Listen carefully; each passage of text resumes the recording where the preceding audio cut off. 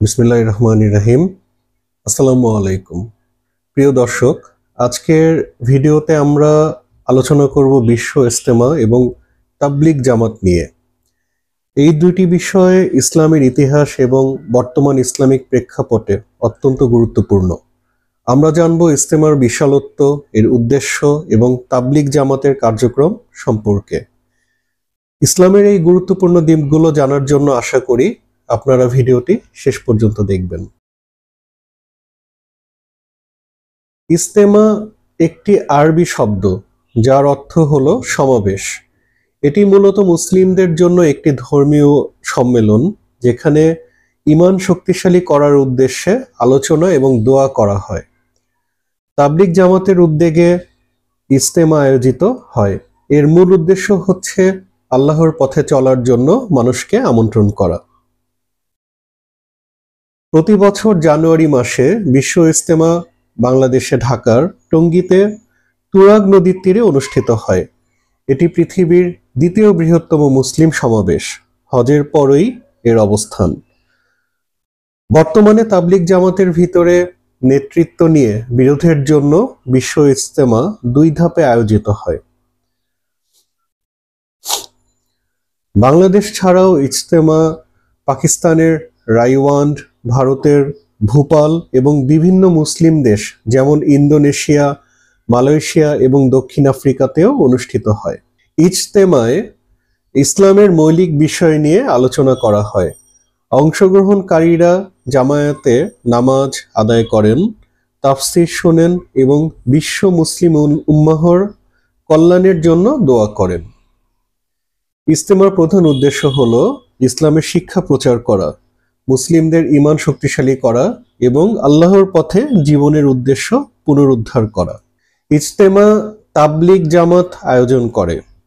এটি তাদের নেতৃত্বে এবং বিভিন্ন ইসলামী চিন্তাবিদদের পরামর্শে পরিচালিত হয়। বর্তমানে ইজতেমার আয়োজন নিয়ে 2টি দলের মধ্যে বিরোধ রয়েছে। একটি দল হচ্ছে মাওলানা সাদ এবং অন্যটি মাওলানা জুবায়ের সাহেবের অনুসারী। তাবলিগ জামাত একটি সম্পূর্ণ অরাজনৈতিক ইসলামী ধর্মীয় সংগঠন। এর প্রধান উদ্দেশ্য হল ইসলামের শিক্ষা প্রচার করা, মানুষকে নামাজ এবং সুন্নত পালনে উদ্বুদ্ধ করা। তাবলিগ জামাতের সদস্যদের সাথী বলা হয়। এই সাথীরা সাধারণত 3 দিন, 40 দিন বা 4 মাসের সফরের মাধ্যমে মানুষকে ইসলামের পথে দাওয়াত দেন।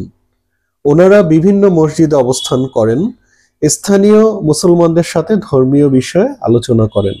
এই সফরগুলো তাবলিগ জামাতের ধর্মীয় নেতাদের দিক নির্দেশনায় পরিচালিত হয়। তাবলিগ জামাত মুসলিম সমাজের ধর্মীয় চেতনা জাগ্রত করতে গুরুত্বপূর্ণ ভূমিকা পালন করছে।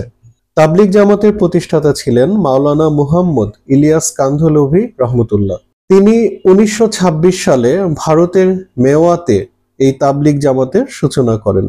তাবলিগ জামাতের ইতিহাস শুরু হয় ভারতের দিল্লি থেকে। মাওলানা ইলিয়াস রহমতুল্লাহ মুসলিম সমাজে ধর্মীয় চেতনা জাগ্রত করার জন্য এই সংগঠন শুরু করেন। এর মূল কার্যালয় ভারতের দিল্লির নিজামুদ্দিনে অবস্থিত।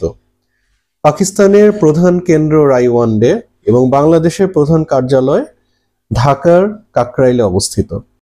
তাবলিগ জামাতের নেতৃত্ব বিভিন্ন সময়ে বিভিন্ন আমিরের হাতে ছিল। বর্তমানে বিভাজনের ফলে মাওলানা সাদ এবং মাওলানা জুবায়েরের নেতৃত্বে 2টি গ্রুপ তৈরি হয়েছে। মাওলানা সাদের কিছু বিতর্কিত বক্তব্য এবং নেতৃত্ব নিয়ে বিরোধিতার কারণে তাবলিগ জামাতের মধ্যে বিভাজন দেখা যায়। দেওবন্দ মাদ্রাসার অনেক আলেম ওনার বিরুদ্ধে অবস্থান নেন। দেওবন্দ ভারতের একটি প্রসিদ্ধ ইসলামিক মাদ্রাসা। তাবলিগ জামাতের প্রতিষ্ঠাতা সহ অনেক ধর্মীয় নেতারা পড়াশোনা করেছেন এই দেওবন্দ মাদ্রাসায়। এই 2টি গ্রুপের বিরোধের কারণে ইজতেমার আয়োজনে এবং তাবলিগ জামাতের কার্যক্রমে বিশৃঙ্খলা দেখা দিয়েছে। 2 গ্রুপের মধ্যে মারামারি ও হতাহতের মতো অনাকাঙ্ক্ষিত ঘটনাও ঘটেছে। বাংলাদেশ, ভারত এবং পাকিস্তানের সরকার এই বিরোধ মেটানোর জন্য বিভিন্ন পদক্ষেপ নিয়েছে। তবে রাজনৈতিক কারণে সমস্যার সমাধান ধীর গতিতে হচ্ছে। ইজতেমা এবং তাবলিগ জামাত মুসলিম উম্মাহর জন্য অত্যন্ত গুরুত্বপূর্ণ। এর উদ্দেশ্য শান্তিপূর্ণ এবং ইসলামিক চেতনাকে আরো জাগ্রত করা। বিভাজন এবং বিরোধ মুসলিম উম্মাহের ঐক্যের জন্য হুমকি। আসুন আমরা সবাই দোয়া করি যেন এই সমস্যাগুলো সমাধান অতি শীঘ্রই হয়। মহান আল্লাহ পাক সকল প্রকার ষড়যন্ত্র থেকে মুসলমানদের যেন রক্ষা করেন। পরবর্তী ভিডিও দেখার আমন্ত্রণ রইল। ভালো থাকবেন। আসসালামু আলাইকুম।